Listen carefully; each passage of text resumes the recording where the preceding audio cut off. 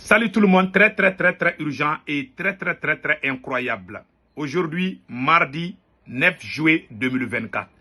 Mes chers amis, la première nouvelle aujourd'hui, une Sénégalaise. C'est le complot de la France contre l'AES. Je vous ai dit, c'est le complot de la France en téléchargement contre l'AES.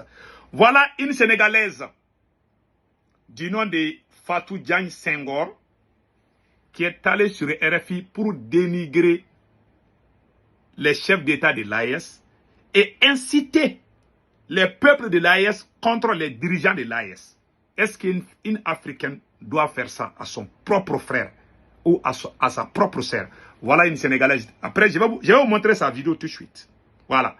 Jean-Yves Le Drian avait dit avant, Jean-Yves Le Drian, le président, je m'excuse, l'ancien ministre des Affaires étrangères de la France, Jean-Yves Le Drian a dit que la France est membre de la CEDEAO. Après, je vais vous montrer ça tout de suite. Ils n'ont pas caché. Hein. Nous remercions le ministre des Affaires étrangères du Mali, Ablaye Diop, qui a bien répondu. Voilà, qui a très bien répondu les déclarations farfelues des dirigeants de la CEDEAO. Donc après, nous allons vous montrer tout ça là. L'armée américaine a définitivement quitté Niamey. On va vous montrer cette image-là aussi. Maintenant, allons-y directement avec Fatou Diagne Senghor.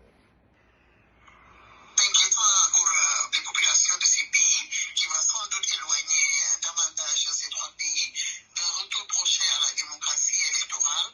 Comme vous le savez, depuis le putsch, ils ont fait que différer l'agenda électoral, mais aussi avec son lot de violations graves des droits humains. Vous avez vu ce qui se passe au Burkina. Donc je pense que c'est vraiment un agenda qui va davantage renforcer l'impunité et les violations des droits humains. Mais tout cela, c'est vraiment aussi pour l'heureux. Mais moi, je pense que ce qui se fait, c'est dangereux, mais je ne suis pas sûr que c'est irréversible. Les populations dans cette sous-région ont vécu l'enfer pendant des décennies. On a retrouvé la démocratie ces dernières années. Les gens ont goûté au pouvoir de la parole libre. Donc, c'est pas aujourd'hui qu'on va les priver de toutes ces libertés et espérer que les gens vont se taire. C'est vrai qu'un discours souverainiste semble marcher pour le moment, mais jusqu'à quand? Vous avez entendu cette dame? Voilà. Est-ce que c'est son problème? Les jours que les terroristes venaient tuer les Maliens, les Burkinabés et les Nigériens, où était cette dame? Quand la France refusait l'armée malienne d'entrer à Kidal, où était cette dame? Quand la France a amené les terroristes pour envahir Kidal et tuer les Maliens, où était cette dame? Voilà des gens. Quand je vois son visage, quand j'ai vu cette vidéo-là, je n'ai pas pu bien dormir hier. Quoi. Et puis elle parle de la démocratie. Est-ce que la démocratie nous a permis de nous débarrasser de ces terroristes-là? Nous avons des militaires qui sont venus, qui sont en train de bien mater les terroristes. Au lieu de nous féliciter, elle vient parler de la démocratie. Nous, on cherche à vivre, elle parle de la démocratie. Quel genre de personne cette dame est? Je respecte trop les femmes. Je ne vais pas aller loin, mais franchement, j'ai été déçu de sa déclaration. En tant qu'une Africaine, en tant qu'une mère. Toi, tu vas aller dénigrer nos présidents sur RFI parce que nous ne sommes plus dans la CEDEAO. Est-ce que c'est forcé qu'on est dans la CEDEAO? Ce n'est pas forcé. L'Angleterre ne fait pas partie de l'Union européenne. La Mauritanie a quitté la CEDEAO. Est-ce qu'ils ont pris des sanctions contre la Mauritanie? Mais ça dit, moi je ne comprends pas pourquoi ces acharnements. On dit on ne veut plus être dans la CEDEAO. On peut vivre vraiment comme des frères africains. Mais nous ne sommes plus dans la CEDEAO. Parce que la CEDEAO est télécommandée et dirigée par la France. Voilà un autre complot de la France contre l'AES. Cette dame parle, je me demande, franchement ça m'a déçu en tant qu'une mère. Combien de femmes ont perdu leurs enfants? Combien d'enfants ont perdu leur maman? Des villages brûlés, des bétails emportés, des champs brûlés, des déplacés, des millions de déplacés. Où était celle-là quand cela s'est passé au Mali, au Burkina et au Niger? Où était cette dame-là? Quand je vois avec son visage là, c'est énervant quoi. Des gens qui... Et puis elle va aller parler sur les réfugiés comme ça là. Quelle honte. Quelle honte cette dame. C'est la plus grande honte du siècle. Je vous dis en tant qu'une maman. Est-ce que vous savez combien de gens ont perdu leur vie? Combien de Burkinabés ont été tués par ces terroristes? Est-ce que la France nous a aidés avec toutes ces armes? avec ses avions, ses blindés, qu'est-ce que la France a fait pour sauver ses vies? C'est lorsque la France est partie que le Mali a pu récupérer Kidal. C'est lorsque la France a quitté le Mali que le Mali a chassé tous ces terroristes. Ils sont allés se cacher en Algérie et en Mauritanie. Toi, où étais-tu à cette époque? Vraiment, la dame là, Fatou Diagne Senghor, c'est très déplorable ce qu'elle vient de faire.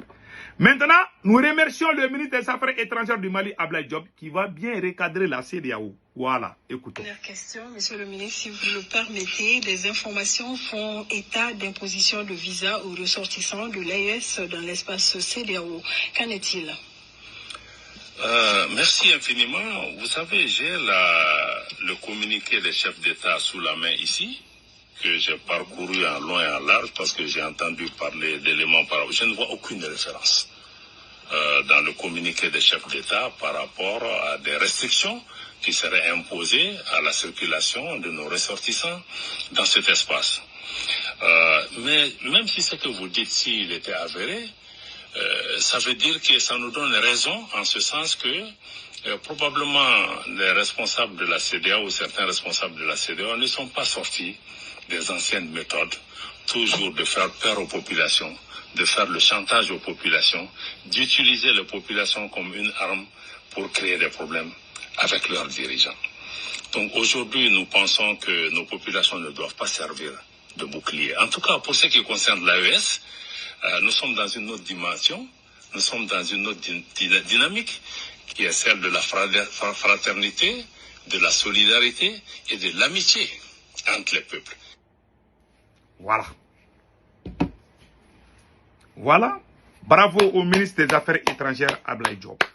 Bravo, bravo. Il a bien répondu. Voilà.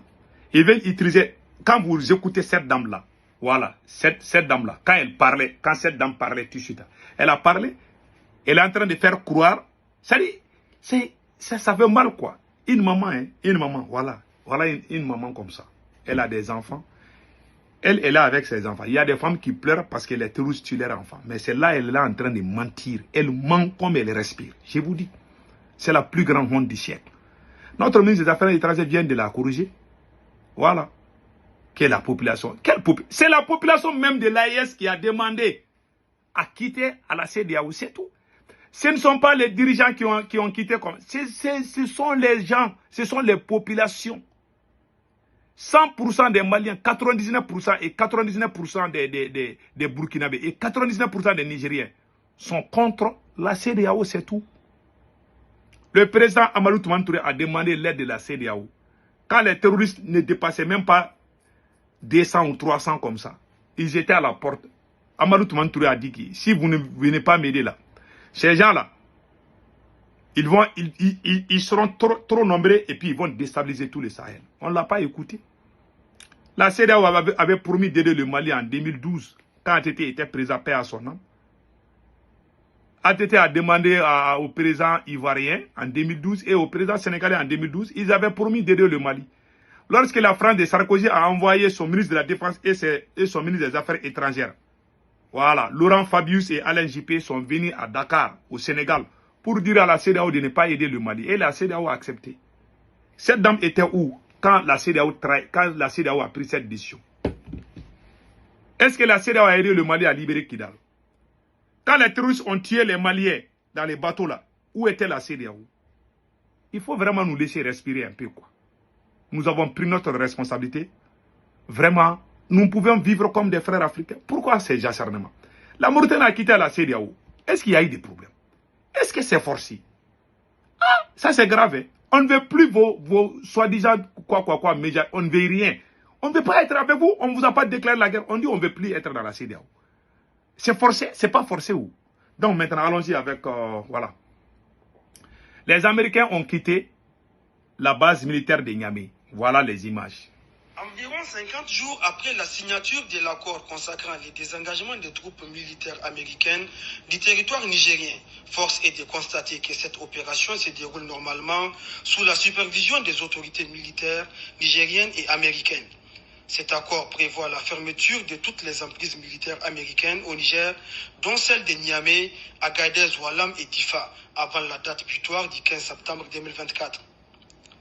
Ainsi, la première étape des grandes manœuvres logistiques et le désengagement du personnel américain, débuté officiellement le 7 juin dernier, est arrivé à son terme dans la nuit du 7 au 8 juillet 2024 à la base aérienne 101 de Niamey. Cette étape a été parachevée par la signature des documents de rétrocession des emprises de Niamey et Walam aux forces armées nigériennes.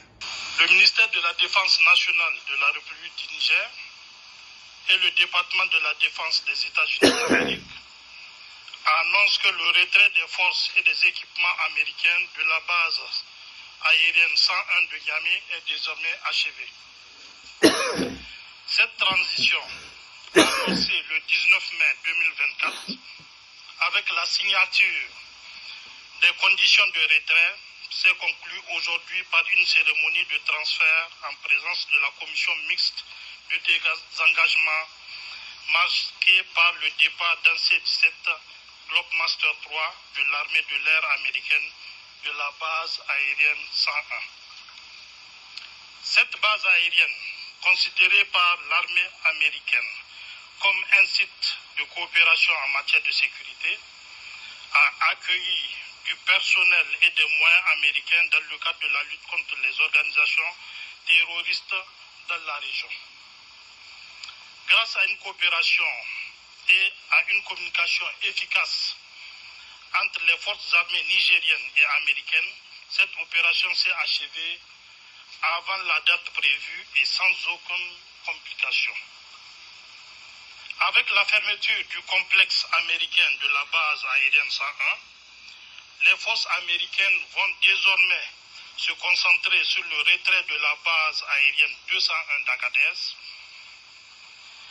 Les responsables nigériens et américains sont résolus et à assurer un retrait sûr, ordonné et responsable d'ici le 15 septembre 2024. Ils réaffirment leur engagement à garantir la protection et la sécurité des forces américaines durant ce processus. Le ministère de la Défense nationale de la République du Niger et le département de la Défense des États-Unis d'Amérique reconnaissent les sacrifices communs consentis par les forces armées des deux pays. Il faut noter que depuis le début du processus de désengagement des troupes américaines du territoire nigérien, aucun incident n'a été signalé, ce qui témoigne du professionnalisme des deux parties et leur volonté à mener ce processus à terme dans les règles de l'art. Ensemble, les deux parties ont effectué une visite des sites américains de la base 101, rétrocédée désormais à l'armée nigérienne. Il s'agit entre autres de la piste d'atterrissage et la base vue des soldats américains. La dernière vague du personnel et des équipements militaires américains de cette première étape a enfin décollé aux environs de minuit 15. Bye bye. Bye. Ouh, ils sont partis. Voilà. Maintenant, mettons-nous au travail. Aidons nos dirigeants vraiment pour que l'AES soit vraiment une référence pour toute l'Afrique et dans le monde entier. Donc mes chers amis, passez un excellent week-end. Ciao, ciao.